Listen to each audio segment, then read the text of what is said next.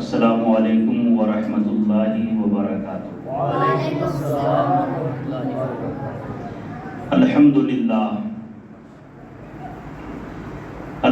للہ رب العالمین والعاقبۃ للمتقین، والصلاة والسلام علی رسولہ الکریم، اما بعد فاعوذ باللہ من الشیطان الرجیم، بسم اللہ الرحمن الرحیم۔ محمد رسول اللہ، صدق اللہ مولانا العظیم، وصدق رسولہ النبی الامین الکریم، ونحن على ذلك لمن الشاهدين والشاكرين والحمد لله رب العالمين۔ یا خدا بہر جناب مصطفیٰ امداد کن، یا رسول اللہ از بہر خدا امداد کن،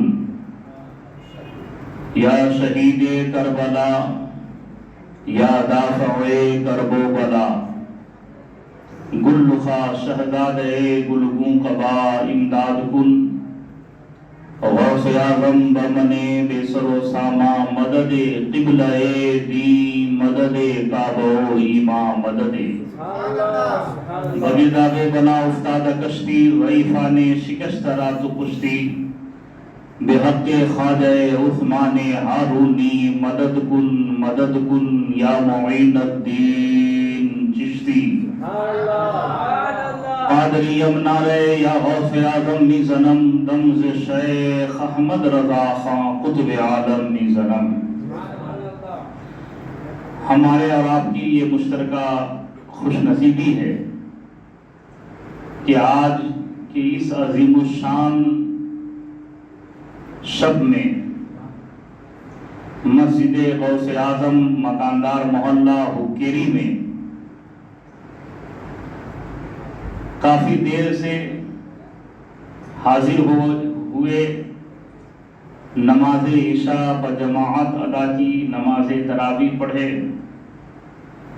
اور پھر جلسہ بعد میں حاضر رہ کر نعت رسول اکرم صلی اللہ تعالی علیہ وآلہ وسلم سماعت کر رہے تھے، اور مسجد غوث اعظم کے اراکین کمیٹی کے طرف سے گل پوشی کا حسین منظر بھی آپ اپنے ماتھے کی نگاہ سے سماعت کر رہے تھے، دیکھ رہے تھے۔ انشاءاللہ تبارک و تعالی بیان کے بعد ذکر پاک کی پاکیزہ محفل بھی ہم اور آپ دیکھیں گے، اس میں شرکت کریں گے، پھر اس کے بعد اپنے لیے اور تمام مومن مومنات کے لیے دعائے مغفرت کریں گے انشاءاللہ۔ صلاۃ و سلام کے بعد جامع مسجد میں سحری کا انتظام ہے، آپ حضرات سحری کر کے نماز فجر ادا کر کے گھر جائیں گے انشاءاللہ۔ آئیے کچھ عرض کرنے سے پیشتر آقا کریم صلی اللہ تعالی علیہ وآلہ وسلم کی بارگاہ نور میں اپنی اپنی غلامی کا ثبوت دیتے ہوئے ہدیہ درود پاک پیش کرنے سے قبل اپنے ذہن میں یہ باتیں بسا لیں کہ جب نبی کونین صلی اللہ تعالی علیہ وآلہ وسلم کی بارگاہ عالی میں ہدیہ درود و سلام پڑھنے کو کچھ لوگوں نے جب شرک اور بدعت کے فتوے اس پہ صادر کیے تو امام اہل سنت سرکار اعلیٰ حضرت فاضل بریلوی علیہ رحمت و رضوان نے نبی کونین صلی اللہ تعالی علیہ وآلہ وسلم کے عاشقوں کو یہ پیغام دیا کہ جب دشمن رسول نبی کی بارگاہ عالی میں ہدیہ درود و سلام پیش کرنے کو شرک اور کفر کا فتویٰ دے رہے ہیں، تمہیں کبیرہ خاطر ہونے کی ضرورت نہیں ہے، بلکہ نبی کی بارگاہ عالی میں ان الفاظ کے ساتھ درود و سلام کا تحفہ بھیجو کہ تم پڑھو گے ایک مرتبہ لیکن لاکھوں مرتبہ پڑھنے کا ثواب ملے گا۔ امام اہل سنت لکھتے ہیں مصطفیٰ جان رحمت پہ لاکھوں سلام، مصطفیٰ جان رحمت پہ لاکھوں سلام، شمع بزم ہدایت پہ لاکھوں سلام۔ اور جب میرے نبی صلی اللہ تعالی علیہ وآلہ وسلم کے دست مبارکہ کی طرف امام اہل سنت کی نگاہ اٹھتی ہے تو یوں لکھتے ہیں ہاتھ جس سمت اٹھا غنی کر دیا، ہاتھ جس سمت اٹھا غنی کر دیا، موجے بحر سماحت پہ لاکھوں سلام۔ اور جب امام احمد رضا کی نظر آقا کریم صلی اللہ تعالی علیہ وآلہ وسلم کی زبان مبارکہ کی طرف اٹھتی ہے تو یوں گویا ہوتے ہیں وہ زبان جس کو سب کن کی کنجی کہے، وہ زبان جس کو سب کن کی کنجی کہے، اس کی نافذ حکومت پہ لاکھوں سلام، اس کی نافذ حکومت پہ لاکھوں سلام۔ اور جب امام احمد رضا کی نظر میرے نبی صلی اللہ تعالی علیہ وآلہ وسلم کی کان شریف کی سماعت کی طرف جاتی ہے تو یوں گویا ہوتے ہیں اور دنیا کو پیغام دیتے ہیں کہ دور و نزدیک کے سننے والے وہ کان، دور و نزدیک کے سننے والے وہ کان، کانے لالے کرامت پہ لاکھوں سلام، کانے لالے کرامت پہ لاکھوں سلام۔ اور جب امام احمد رضا کی نظر میرے نبی کی عادت کریمہ کی طرف اٹھتی ہے کہ سرکار کس طریقے سے تبسم فرما رہے ہیں تو لکھتے ہیں امام اہل سنت سرکار اعلیٰ حضرت فاضل بریلوی علیہ رحمت و رضوان کہ میرے نبی صلی اللہ تعالی علیہ وسلم کے تبسم کا یہ عالم تھا کہ آقا کریم صلی اللہ تعالی علیہ وسلم کی بارگاہ میں اگر کوئی حاضر ہوتا اور سرکار سے جب کلام فرماتا اور میرے نبی مسکرا دیتے تو آنے والا روتا ہوا آتا اور ہنستا ہوا بارگاہ رسول سے واپس جاتا، اس کے دل کی دنیا بدل جاتی۔ میرے پیارے بزرگوں اور دوستو، آئیے اسی نبی کونین صلی اللہ تعالی علیہ وسلم کی بارگاہ عالی میں ہدیہ درود پاک پیش کر لیں۔ پڑھیں باوات بلند اللہم صلی علی سیدنا مولانا محمد والکرم بارک وسلم علیہ صلاۃ و سلام علیک یا رسول اللہ صلی اللہ تعالی علیہ وآلہ وسلم۔ حضرات، آج کی شب قدر ہے۔ شب قدر یہ فارسی لفظ ہے، شب کے معنی ہے رات اور قدر کے معنی ہے عزت والی رات۔ شب قدر عزت والی رات، اور اس کے معنی یہ بھی ہے نجات والی رات، آزادی والی رات، چھٹکارے والی رات۔ آزادی کس چیز کی آزادی؟ جہنم سے آزادی دلانے والی رات۔ یہ وہ رات ہے کہ آج کی رات گناہوں سے گنہگاروں کو پاک صاف کرنے والی یہ رات ہے، جہنمیوں کو جہنم سے نکال کر جنتی بنانے والی یہ رات ہے۔ یہ رات وہ ہے کہ اگر آج کی رات میں کوئی گنہگار اپنے گناہوں سے توبہ کر لیتا ہے تو وہ ایسے پاک ہو جاتا ہے جیسے اس نے گناہ کیا ہی نہیں ہے۔ میرے پیارے بزرگوں اور دوستو، آج کی رات وہ عظیم الشان رات ہے کہ آج ہی کی رات ابھی ہم اور آپ نے نماز تراویح میں قرآن مقدس کی تلاوت جو ہم پورے رمضان میں سنتے ہوئے آ رہے تھے، آج قرآن مقدس کی تلاوت کا اختتام ہوا۔ یعنی پورا ایک ختم قرآن پاک آپ نے نماز تراویح میں سماعت کیا. آپ پورے ملک ہندوستان کا جائزہ لیں، بلکہ پوری دنیا کا آپ جائزہ لیں تو ہر جگہ جہاں جہاں نماز تراویح رمضان المبارکہ میں پڑھی جاتی ہے، 27ویں شب کو قرآن مقدس کو ختم کیا جاتا ہے. میں پوچھتا ہوں اے مسجد کے ذمہ داروں، مسجد غوث اعظم کے اراکین کمیٹی کے لوگوں، آپ نے حافظ صاحب کو بلوایا، 27ویں شب کو ہی قرآن پاک کیوں ختم کروایا؟ آپ 25ویں کو بھی ختم کروا سکتے تھے، 10 رمضان کو بھی ختم کروا سکتے تھے، 15 رمضان کو بھی ختم کروا سکتے تھے، لیکن 27ویں شب کو ہی کیوں ختم کروایا؟ تو جواب ملتا ہے اس لیے کہ آج کی رات قرآن پاک کے نزول کی رات ہے، اسی لیے آج کی رات ہم قرآن پاک کی تلاوت مکمل کرتے ہیں، ختم قرآن کے فیضان سے مالا مال ہو. یہ وہ شب ہے کہ آج کی شب قرآن مقدس کا نزول ہوا ہے. یاد رکھو مسلمانوں، اپنی قسمت پہ ناز کرو کہ اللہ تبارک و تعالی نے جتنے بھی آسمانی کتابوں کا نزول فرمایا، ان تمام کتابوں میں سب سے افضل کتاب قرآن عظیم ہے. اور جتنے انبیاء علیہ السلام پر آسمانی کتابیں اور صحائف نازل ہوئے، ان تمام انبیاء علیہ السلام میں سب سے افضل میرے اور آپ کے نبی صلی اللہ علیہ وسلم. افضل نبی پر افضل کتاب نازل ہوئی. یہ قرآن کو آپ کیا سمجھ رہے ہیں جسے آپ نے نماز تراویح میں سماعت کیا ہے؟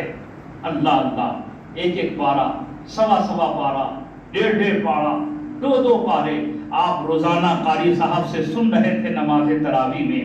میرے پیارے یاد رکھو، قرآن کا اعجاز دیکھیے. دنیا میں جتنی بھی کتابیں ہیں، چاہے وہ کسی بھی مکتبہ فکر کی کتابیں ہوں، کسی بھی دھارمک کتابوں کو آپ اٹھا کر کے دیکھ لیجئے، کوئی کتاب اس بات کے تعلق سے دعویٰ نہیں کرتی کہ اس کتاب کے اندر جتنی بھی باتیں لکھی ہیں وہ تمام سچ ہیں، وہ تمام حق ہیں. یہ کسی کتاب میں دعویٰ نہیں کیا گیا.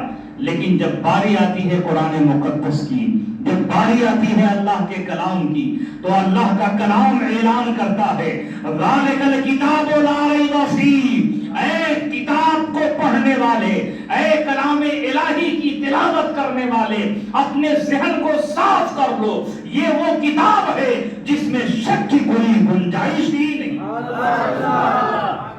شک کی کوئی گنجائش نہیں. شک و شبہ سے اپنے ذہن کو پاک کر لو. یہ وہ کتاب ہے کہ جو باتیں اس میں لکھی ہیں وہ سب حق ہے اور سچ ہے. یہ قرآن کا اعجاز ہے. اور قرآن مقدس کی ایک خصوصیت آپ دیکھیں، دنیا میں بہت سارے دھرم ہیں، جتنے بھی دھارمک کتابیں ہیں، ان دھارمک کتابوں کو انسان نے ترتیب دیا، انسان نے لکھا، اور انسان کے لکھنے میں غلطی ہو سکتی ہے، لیکن قرآن وہ کلام ہے کہ قرآن انسان کا کلام نہیں ہے، خالق انسان کا کلام ہے، اللہ کا کلام ہے.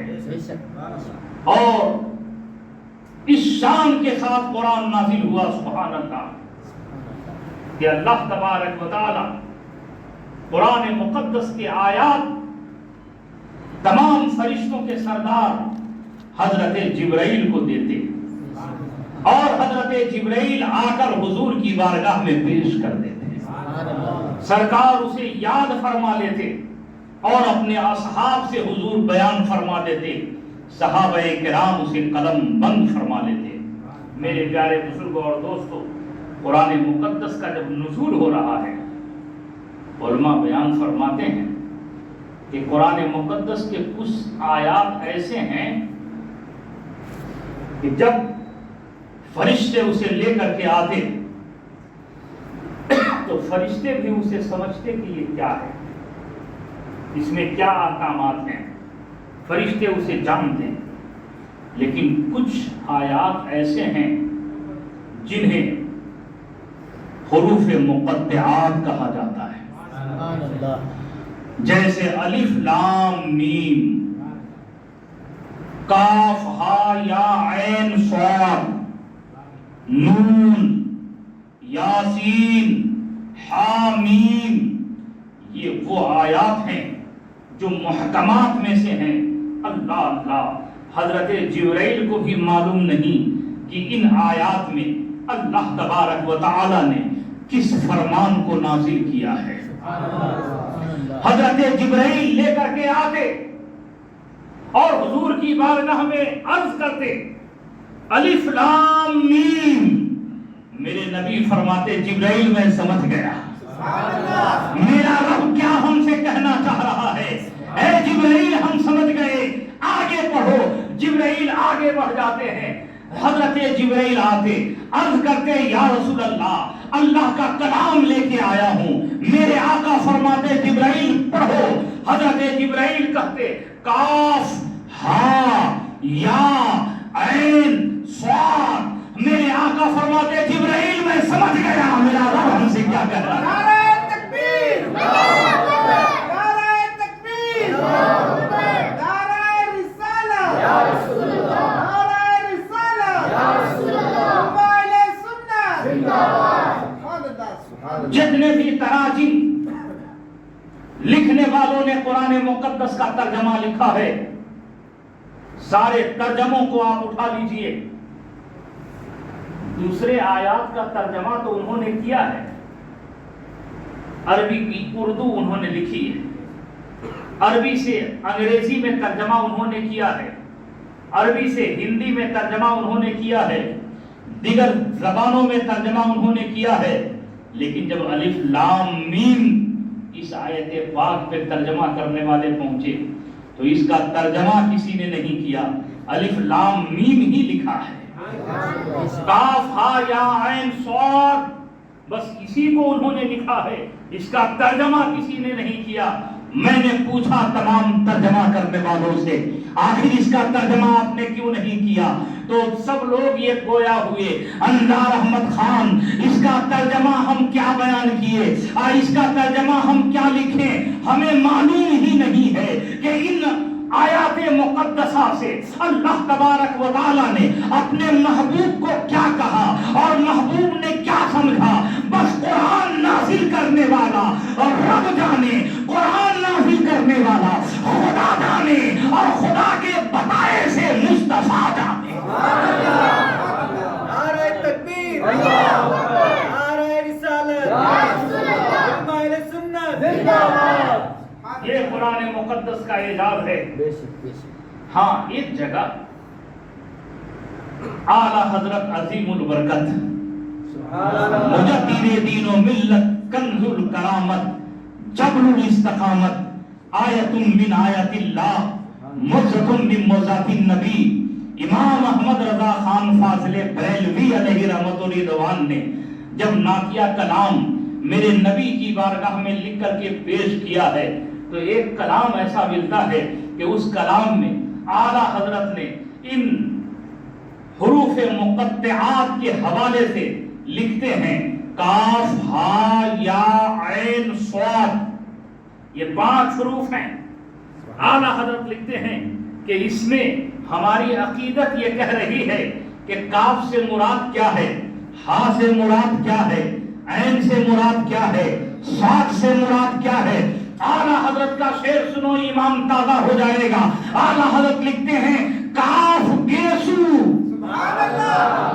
کاف گیسو، ہا دہن، یا ابرو، آنکھیں عین صاد.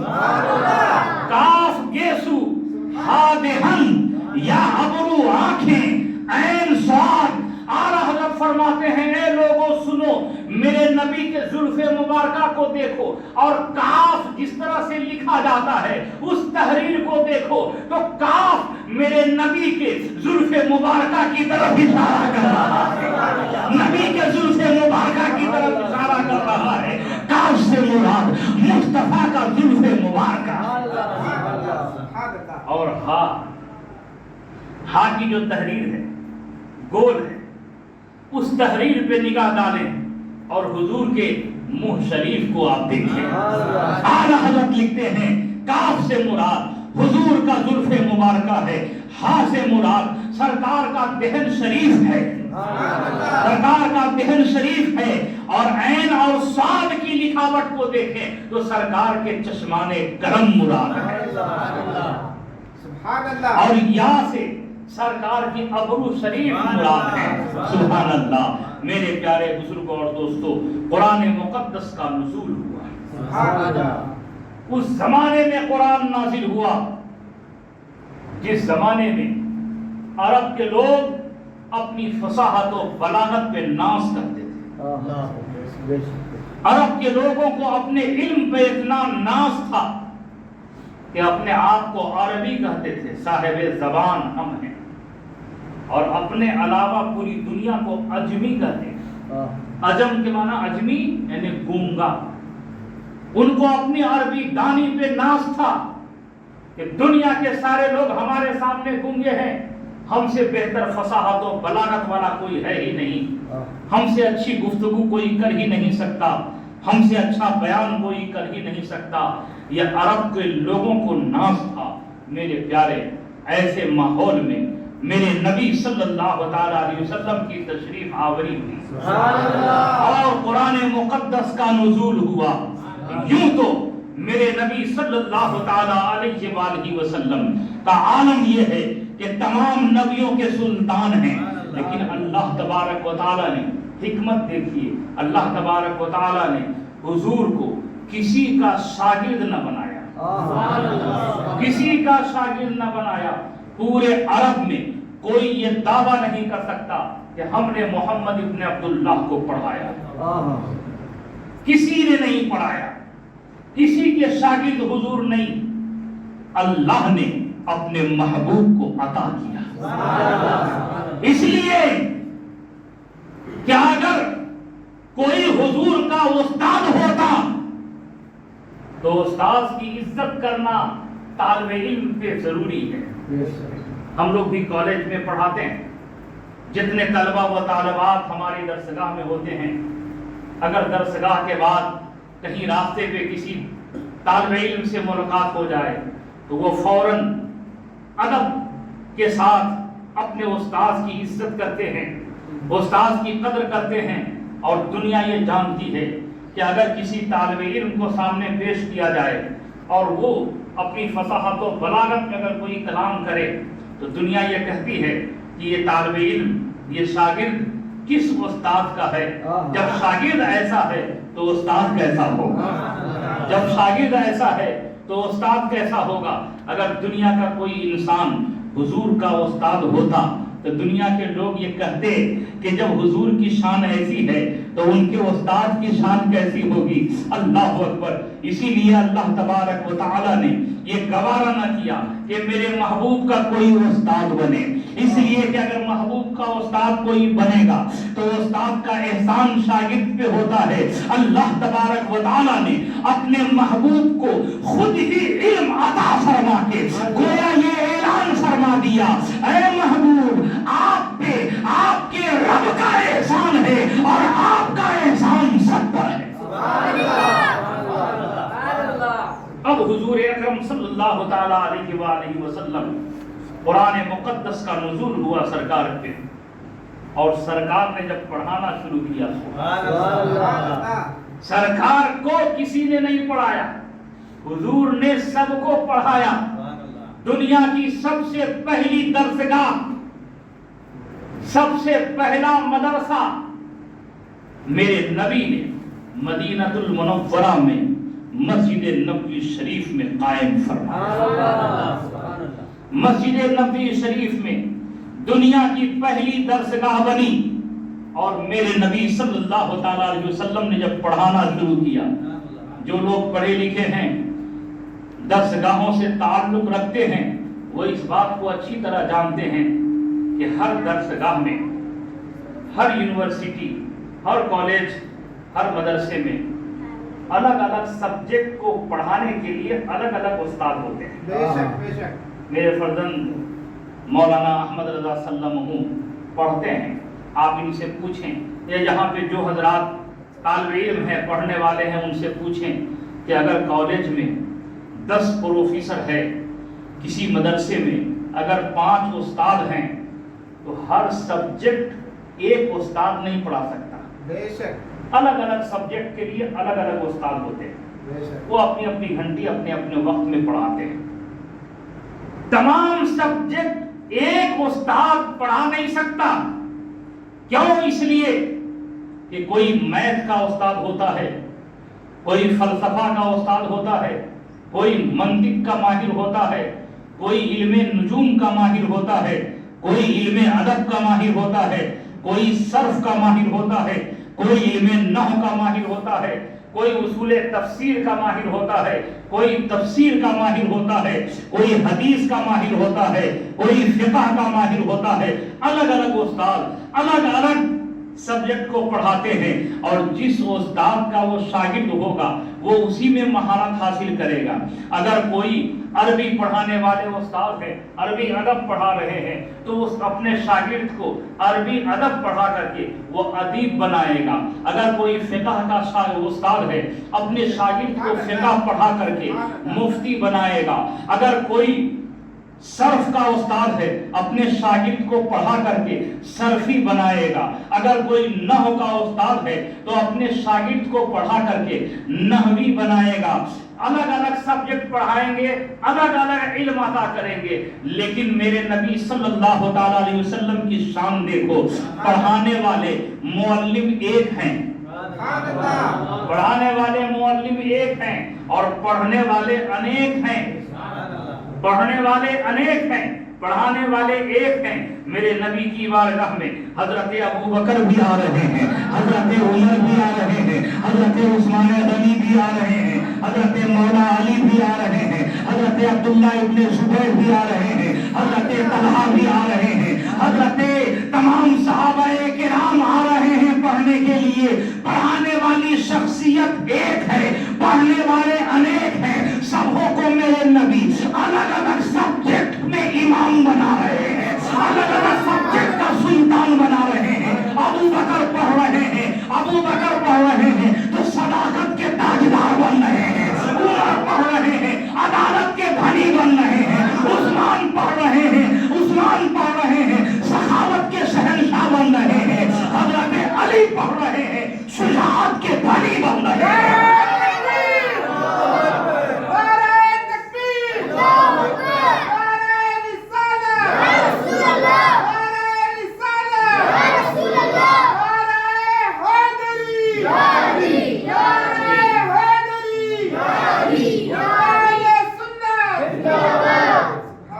اس ایک کتاب سے، قرآن مقدس سے میرے نبی نے سب کو پڑھایا اور تمام سبجیکٹ کا شہنشاہ بنا دیا،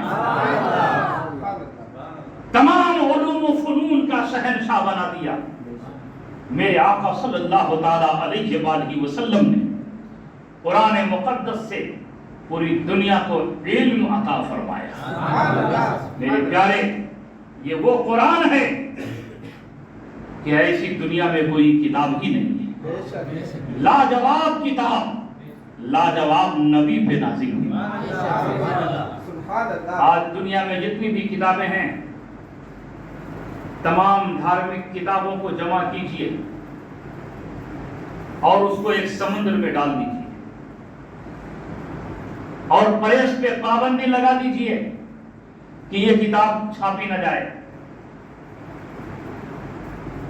دکانوں پہ پابندی لگا دیں یہ کتاب بیچی نہ جائے، تمام کتابوں کو سمندر میں ڈال دیں، پریس پہ پابندی لگ گئی، بیچنے پہ پابندی لگا دی جائے، اور 15-20 سال کے بعد اگر آپ نکلے مارکیٹ میں ڈھونڈنے کے لیے کہ اے کتاب، اے فلاں کتاب کہاں ہے تو اس کا نام و نشان مل جائے گا۔ چھپنے پہ اگر پابندی لگا دی جائے، بیچنے پہ پابندی لگا دی جائے تو اس کتاب کا وجود ختم ہو جائے گا دنیا سے۔ لیکن قرآن کا اعجاز دیکھو، اگر قرآن پہ پابندی لگا دی جائے کہ اس کو مت چھاپو، اس کو مت بیچو، اور 10-20 سال کے بعد اگر آؤ پکارو اے قرآن تم کہاں ہو، تو دکان میں قرآن ملے یا نہ ملے، پریس میں قرآن ملے یا نہ ملے، لائبریری میں قرآن ملے یا نہ ملے، مسلمان کا بچہ کھڑا ہو جائے گا حافظ قرآن، آگے بڑھ جائیں گے۔ ارے قرآن کو تلاشنے والے، قرآن کو کہاں تلاش رہے ہو؟ ارے دکان میں ملے یا نہ ملے، لائبریری میں قرآن ملے یا نہ ملے، حافظ قرآن کے سینے میں قرآن موجود ہے۔ حافظ قرآن نے اپنے سینے میں قرآن کو محفوظ کیا۔ نعرہ تکبیر، نعرہ رسالت، علماء اہل سنت زندہ باد۔ دنیا میں کسی کتاب کا حافظ نہیں ملتا۔ کسی کتاب، کسی دھارمک کتاب کو اگر کوئی یاد کر لیا ہو زبانی تو لا کر کے پیش کرو، چیلنج ہے دنیا کے سامنے۔ لیکن وحر قرآن، آپ جس گاؤں میں چلے جائیے 2-4 حافظ قرآن ضرور مل جائیں گے۔ جس علاقے میں چلے جائیے 2-4 حفاظ کرام آپ کو ضرور مل جائیں گے۔ یہ قرآن کا اعزاز ہے۔ اور قرآن سے مسلمانوں کو کیسی محبت ہے، اللہ۔ ایک مرتبہ میں بیٹھا تھا گھر پہ، ایک نوجوان آیا بڑی تیزی کے ساتھ، پسینے میں سرابور ہے، ایک بوتل میں پانی لیے ہوئے آیا، گلاس میں پانی لے کر کے آیا، اور آ کر کے کہتا ہے حضرت مفتی صاحب قبلہ اس گلاس کے پانی پہ دم کر دیجئے، میرے والد کی طبیعت بہت ناساز ہے، کوئی دوا کام نہیں کر رہی ہے، ڈاکٹر بھی ہاتھ اٹھا لیے ہیں، اب میرا یقین یہ کہتا ہے کہ جہاں سے دوا کام کرنا بند کر دیتی ہے وہاں سے دعا کام کرتی ہے۔ آپ اس گلاس پہ قرآن پاک پڑھ کر کے دم کر دیجیے۔ میں نے پوچھا نوجوان کیا کرو گے اسے لے جا کر؟ کہا اپنے بیمار باپ کو پلائیں گے، مجھے یقین ہے اللہ انہیں شفا دے دے گا۔ میں نے سورہ فاتحہ شریف پڑھا اور پڑھنے کے بعد اس گلاس پہ دم کر دیا، اور میں نے کہا جلدی چلے جاؤ پلا دو، بہت جلدی تھی تجھے، جاؤ فوراً۔ اب دیکھتا ہوں کہ وہ جا رہا ہے، گلاس ہاتھ میں لیے ہوا ہے، آنے کے وقت بڑی تیزی کے ساتھ آیا تھا، دوڑتا ہافتہ کانپتا ہوا آیا تھا، لیکن جب دم کر دیا سورہ فاتحہ شریف پڑھ کر کے گلاس پہ جب دم کر دیا پانی پہ، تو اب جا رہا ہے تو تیز نہیں چل رہا ہے، دوڑ کے نہیں جا رہا ہے، آہستہ آہستہ جا رہا ہے، خراما جا رہا ہے۔ میں نے کہا نوجوان تجھے بڑی جلدی تھی، کہہ رہے تھے فوراً پانی پہ دم کر دیجئے، میں نے قرآن پاک پڑھ کر کے دم کر دیا، سورہ فاتحہ پڑھ کر کے دم کر دیا، اب جا جلدی جا اپنے بیمار باپ کو پلا دے، اب تم جاتے کیوں نہیں ہو جلدی؟ نوجوان نے بڑا پیارا جواب دیا تھا مفتی صاحب، ہم دوڑ کے اب نہیں جا سکتے، تیز قدموں سے اب نہیں جا سکتے، بے احتیاطی میں اس پانی کو نہیں لے جا سکتے۔ میں نے کہا کیوں؟ کہا اس لیے کہ گلاس سے یہ پانی کہیں نیچے نہ گر جائے، ارے پڑھا ہوا قرآن ہے اس کے اوپر، اگر یہ پانی گر جائے گا بے ادبی ہو جائے گی، اور قرآن جس پانی پہ پڑھ دیا جائے اس کی بے ادبی ہو، یہ مجھے گوارا نہیں ہے، یہ مجھے گوارا نہیں ہے۔ ارے باپ کا اگر انتقال ہو جائے باغ یتیمی لے کر کے زندگی گزار لوں گا، قرآن کی بے ادبی ہو جائے یہ ہمیں گوارا نہیں۔ یہ قرآن مقدس کے ساتھ مسلمانوں کی محبت ہے. سبحان اللہ. اور یاد رکھیے گا مسلمانوں نے جو قرآن سے محبت کیا ہے تو قرآن نے بھی انہیں اس محبت کا صلہ عطا فرمایا. سبحان اللہ. کیا صلہ قرآن نے دیا. سبحان اللہ. قرآن کو اگر آپ پڑھتے ہیں، قرآن پاک کی اگر آپ تلاوت کرتے ہیں، اور قرآن کی تلاوت کرنے والا، قرآن مقدس کو پڑھنے والا اگر دنیا سے جاتا ہے، قبر کی منزل ہے، اندھیری کوٹڑی ہے، قبر میں لٹانے والے لٹانے کے لیے جا رہے ہیں، اور لٹانے کے بعد وہاں کوئی رکتا نہیں، وہاں کوئی آپ کے ساتھ قبر میں بیٹھتا نہیں، وہاں کوئی لیٹنے والے کے ساتھ قبر میں لیٹتا نہیں، بلکہ سارے رشتہ دار، سارے دوست احباب قبر کی منزل میں رکھنے کے بعد سب واپس ہو رہے ہیں. لیکن میرے پیارے اگر مرنے والا قرآن کی تلاوت کرتا تھا، قرآن سے محبت کرتا تھا، قرآن پڑھتا تھا، تو قرآن کہتا ہے اے مجھے پڑھنے والے، اے مجھ سے محبت کرنے والے، سن، جب تم قبر میں جاؤ گے تمہاری لاش بعد میں قبر میں پہنچے گی، قرآن اپنا فیضان لے کے پہلے قبر میں پہنچ جائے گا. قرآن پہلے اپنا فیضان لے کے قبر میں پہنچ رہا ہے. سبحان اللہ. اور قبر میں ہی نہیں، حشر میں جب اٹھائے جاؤ گے، میرے نبی ارشاد فرماتے ہیں کہ دو چیزیں ایسی ہیں جو حشر میں اپنے چاہنے والوں کی شفاعت کریں گے. وہ دو کون کون سے ہیں؟ میرے آقا فرماتے ہیں رمضان اور قرآن. رمضان اور قرآن، یہ دونوں میدان محشر میں روزہ رکھنے والے کو رمضان آگے بڑھ کے کہے گا اے پروردگار عالم، اس نے رمضان کے دنوں میں کھانے پینے سے اپنے آپ کو بچایا تھا، پروردگار اس کی مغفرت فرما دے. اور قرآن کہے گا اے پروردگار عالم، دن بھر کام کاج کر کے یہ تھک جاتا تھا، اس کے باوجود بھی رمضان کے مہینے میں نماز تراویح میں حاضر ہو کر قرآن کی تلاوت کو سنا کرتا تھا. اے اللہ، اس کے حق میں ہماری شفاعت قبول فرما. اللہ تبارک و تعالی اس کے حق میں قرآن کی بھی شفاعت کو قبول کرے گا اور رمضان کی شفاعت کو بھی قبول کرے گا. مسلمانوں، اپنی قسمت پہ ناز کرو کہ ہم وہ خوش نصیب ہیں کہ اللہ نے ہمیں رمضان بھی دیا ہے اور قرآن بھی دیا ہے. اور یہ رمضان اور قرآن دونوں جو اللہ نے ہمیں دیا، یہ سرکار کا صدقہ ہے، یہ مصطفیٰ جان رحمت صلی اللہ تعالیٰ علیہ وآلہ وسلم کا صدقہ ہے. میرے پیارے بزرگوں اور دوستوں، قرآن کے محبت کی بات چلی تو میں آپ کو ایک واقعہ بتاؤں. ایک شخص تھا جس کے گھر پہ اس کے والد گرامی جب تک باحیات تھے قرآن پاک کے وہ حافظ تھے، اکثر و بیشتر اس قرآن پاک کی وہ تلاوت کرتے تھے.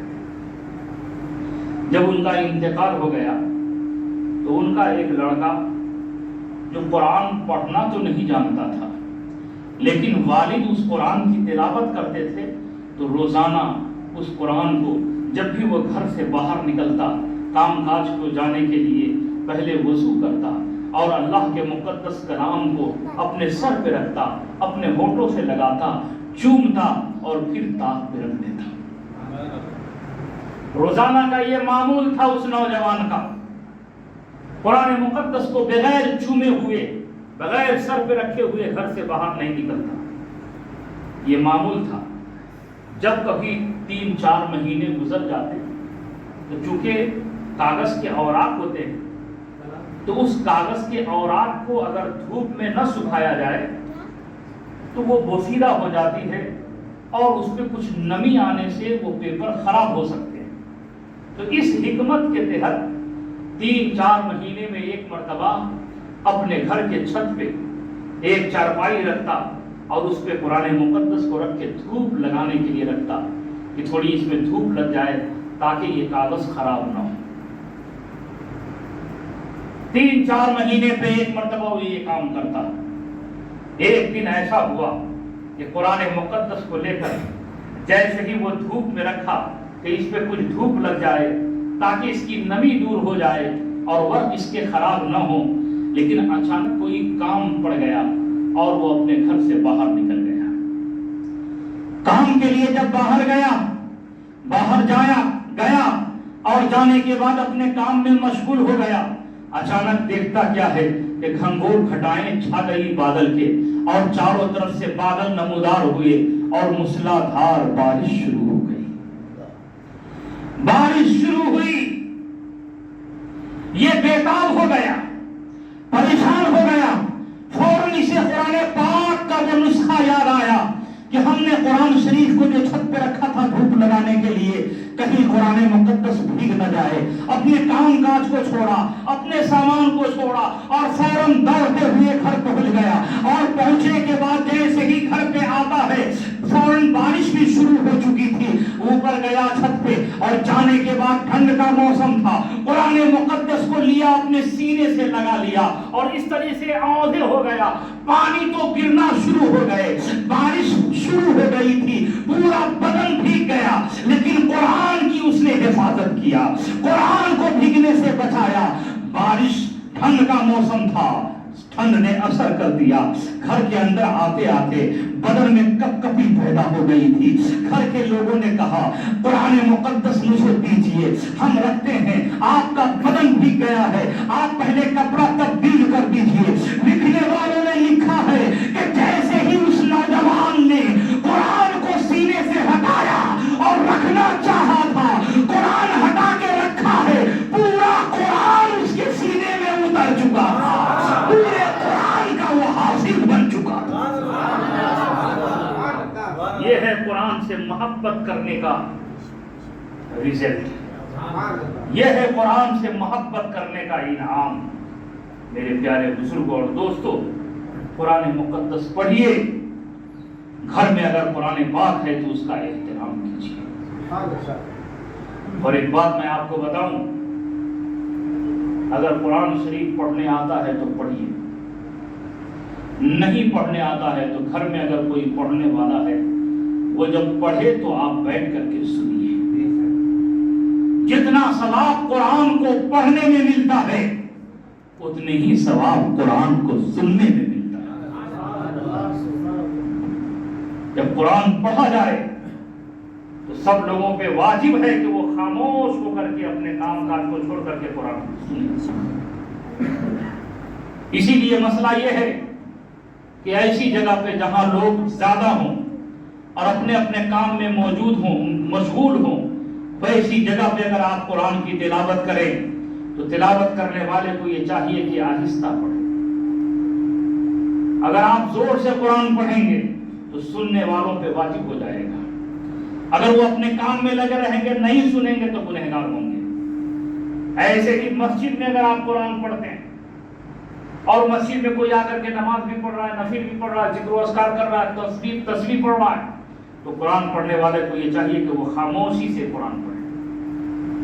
نہیں تو وہ آنے والا اگر نماز پڑھے گا اور آپ قرآن کی تلاوت زور سے کر رہے ہیں تو وہ گنہگار ہوگا۔ اس لیے قرآن جہاں پڑھا جائے سبوں کو یہ چاہیے کہ خاموشی سے قرآن سنیں۔ ایسے ہی گھروں میں قرآن خوانی جب ہوتی ہے تو بہت سے لوگوں کو دیکھا جاتا ہے سب لوگ زور سے قرآن پڑھتے ہیں۔ زور سے اس وقت قرآن نہیں پڑھنا، سب لوگ اگر پڑھ رہے ہیں تو آہستہ پڑھنا، اس لیے کہ سب اگر زور سے پڑھیں گے تو پھر سنے گا کون؟ گناہ ہوگا۔ اس لیے اگر متعدد لوگ قرآن پڑھ رہے ہیں تو سب لوگوں کو آہستہ قرآن پڑھنا چاہیے، زور سے نہ پڑھیں۔ ایک آدمی اگر زور سے پڑھے تو سب بیٹھ کر کے سنیں، یہ ضروری ہے۔ قرآن کا ادب و احترام ضروری ہے۔ میرے پیارے بزرگوں اور دوستوں، قرآن مقدس پڑھیے، اور اگر آپ پڑھے لکھے نہیں ہیں، قرآن پڑھنا نہیں جانتے، گھر میں کوئی ایسا نہیں ہے جو قرآن پڑھ کے آپ کو سنائے۔ قرآن پڑھنا بھی عبادت، قرآن سننا بھی عبادت۔ اگر آپ پڑھے لکھے نہیں ہیں، کوئی سنانے والا نہیں ہے، تو آپ اگر اس فضیلت کو حاصل کرنا چاہتے ہیں تو یاد رکھو سبحان اللہ، آپ وضو کر لیں اور اللہ کے کلام کو لے کر کے بیٹھ جائیں اور کھول کر کے صرف دیکھیں۔ کھول کر کے صرف آپ دیکھیں تو قرآن پڑھنے میں جو ثواب ہے، قرآن سننے میں جو ثواب ہے، اتنے ہی ثواب قرآن پاک کو دیکھنے میں بھی ہے۔ قرآن کو دیکھنا بھی ثواب ہے۔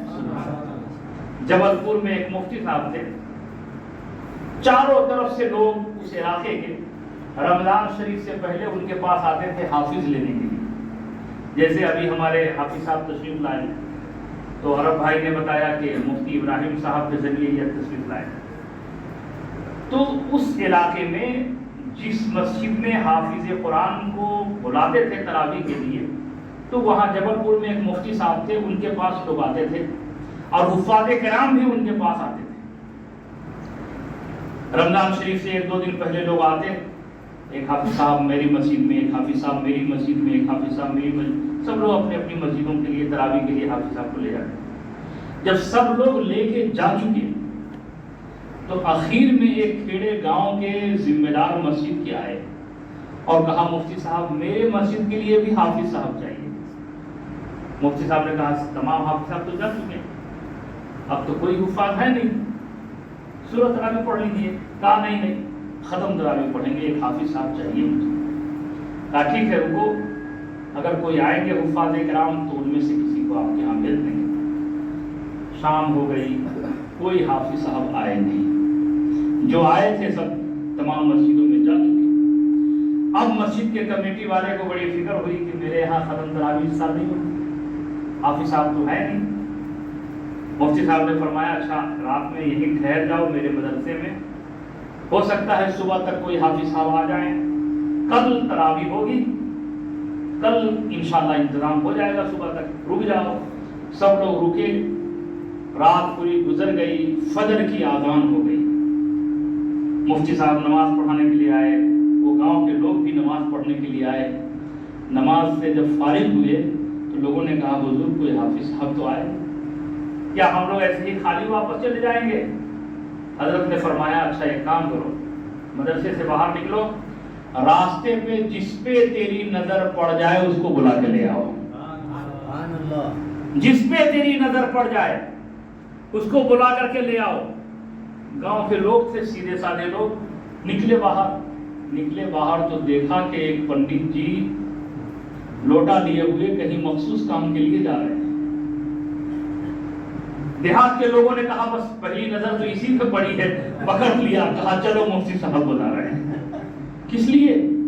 کہا تراویح پڑھانا، تراویح پڑھانا۔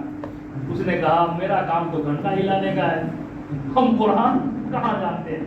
کہا نہیں آپ بلائے ہیں تو جانا ہی۔ دیہات کے لوگ بڑے سیدھے ہوتے ہیں، جو حکم دے دیجئے فوراً اس پہ عمل کرتے ہیں۔ پکڑ کے لے آئے مفتی صاحب کے پاس۔ مفتی صاحب بھی وجد میں تھے، کھڑے ہو گئے، فرمایا پنڈت جی ان کے یہاں چلے جائیے، اس بار تراویح سنائیے۔ کہا حضرت یہ کیسی باتیں کر رہے ہیں، میرا دھرم الگ، میرا دین الگ، میں قرآن نہیں جانتا، میں مسلمان بھی نہیں ہوں۔ حضرت کھڑے ہو گئے، کہا ادھر آئیے۔ جیسے ہی قریب آیا سینے سے لگایا اور فرمایا بول کہاں تک پہنچے ہو؟ کہا حضور 10 پارے قرآن کے یاد ہو گئے۔ پھر سینے سے دوبارہ لگایا، کہا بول کہاں تک پہنچے ہو؟ کہا 20 پارے قرآن کے یاد ہو گئے ہیں۔ پھر تیسری مرتبہ سینے سے لگایا، فرمایا بول کہاں تک پہنچے؟ کہا بس پورا قرآن سینے میں اتر چکا ہے۔ جیسے ہی آپ نے سینے سے اسے ہٹایا، کلمہ شریف پڑھ کے مسلمان بھی ہو گیا، حافظ قرآن بھی ہو گیا۔ نعرہ تکبیر، اللہ اکبر، نعرہ رسالت، یا رسول اللہ، سبحان اللہ، والے پاک، سبحان اللہ۔ بڑے خوش نصیب ہیں وہ ماں باپ جو اپنے بچے کو حافظ قرآن بناتے ہیں۔ بڑے خوش نصیب ہیں وہ ماں باپ جو اپنے بچے کو عالم دین بناتے ہیں۔ میرے پیارے، قرآن پڑھنے والے کا اعزاز یہ ہے کہ ان کا اعزاز تو بلند ہے ہی، اس قرآن پڑھنے والے کے صدقے میں، اس حافظ قرآن کی برکت سے ان کے ماں باپ کا بھی مرتبہ بلند ہوتا ہے۔ جب قیامت کا دن ہوگا، نفسی نفسی کا عالم ہوگا، کوئی کسی کا پرسائے حال نہ ہوگا، ایسے عالم میں کچھ لوگ ایسے خوش نصیب ہوں گے جن کے سروں پہ ایسا تاج رکھا جائے گا کہ وہ تاج سورج سے زیادہ روشن ہوگا. اہل محشر جب انہیں دیکھیں گے پکار اٹھیں گے, یہ کون خوش نصیب لوگ ہیں جن کے سروں پہ اتنا نورانی تاج سجا ہوا ہے. کیا یہ حجاج کرام ہیں؟ کیا یہ زکات دینے والی ٹیم ہے؟ کیا یہ نیک اعمال کرنے والے لوگ ہیں؟ کیا یہ علماء کی جماعت ہے؟ کیا یہ اولیاء کی جماعت ہے؟ یہ کون لوگ ہیں جن کے سروں پہ اتنا نورانی تاج رکھا گیا ہے؟ اعلان ہوگا میدان محشر میں, اے اہل محشر سنو سنو, یہ وہ لوگ ہیں جنہوں نے دنیا میں اپنے بچے کو حافظ قرآن بنایا تھا. اپنے بچے کو حافظ قرآن بنایا تھا. میرے پیارے, اللہ نے اولاد دیا ہے تو اپنے بچے کو حافظ قرآن بناؤ, اپنے بچے کو عالم دین بناؤ, اپنے بچے کو قرآن کا علم سکھاؤ, اس لیے کہ عالم دین کا یہ مقام ہوگا. اللہ اللہ, میدان محشر میں حاجی جنت میں جا رہے ہوں گے, نمازی جنت میں جا رہے ہوں گے, زکات دینے والے جنت میں جا رہے ہوں گے, اعمال صالحہ کرنے والے جنت میں جا رہے ہوں گے, لیکن علماء کی جماعت کھڑی رہے گی. علماء کرام کا صبر کا پیمانہ لبریز ہو جائے گا.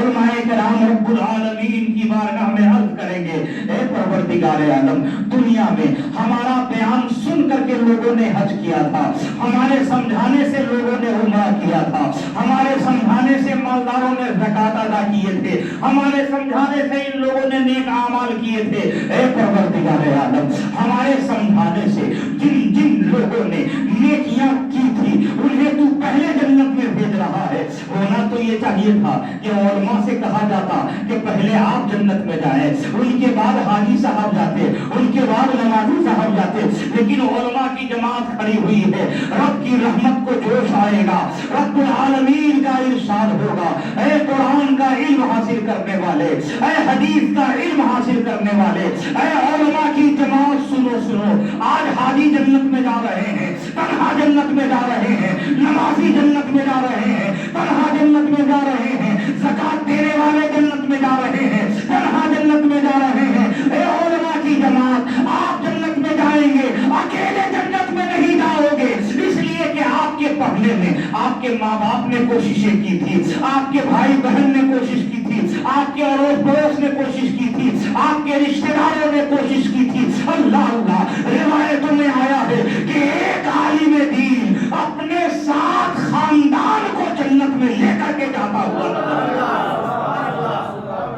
میرے پیارے, بڑے خوش نصیب ہیں وہ ماں باپ جو اپنے بچے کو حافظ قرآن عالم دین بناتے ہیں. اللہ تعالی ہمیں آپ سب کو عمل کی توفیق عطا فرمائے.